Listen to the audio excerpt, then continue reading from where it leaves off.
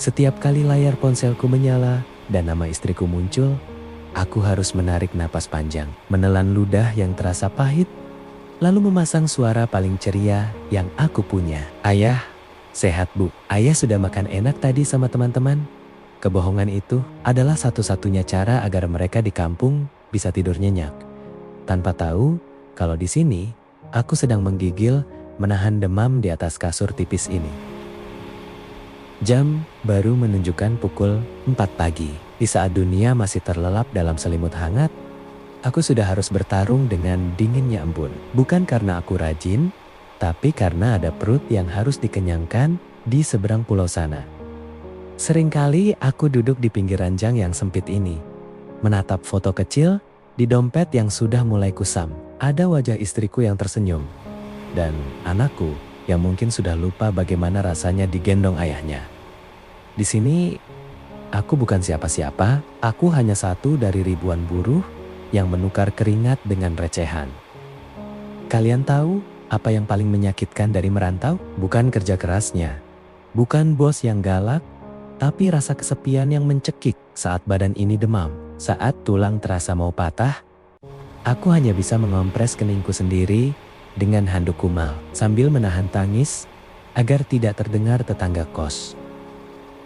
Pernah suatu hari, uang di kantong bener-bener habis karena kiriman ke rumah harus ditambah untuk biaya sekolah. Aku hanya makan nasi putih dengan garam selama 3 hari. Saat istriku menelepon dan bertanya, "Ayah sudah makan?" Aku menjawab dengan suara tegar, "Sudah, Bu.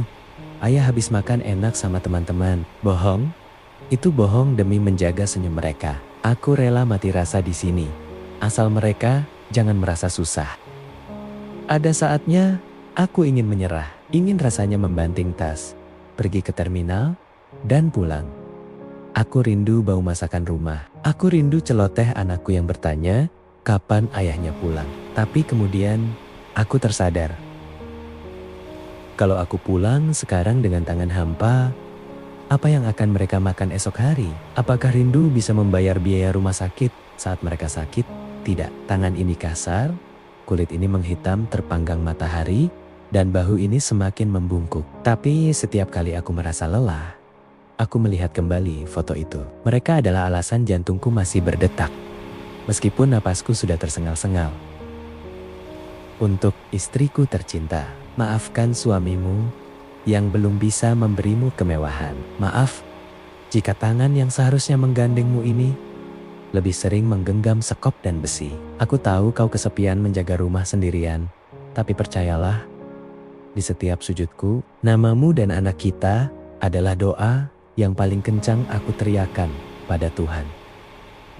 Dan untuk anakku, jangan jadi seperti ayah yang hanya punya tenaga.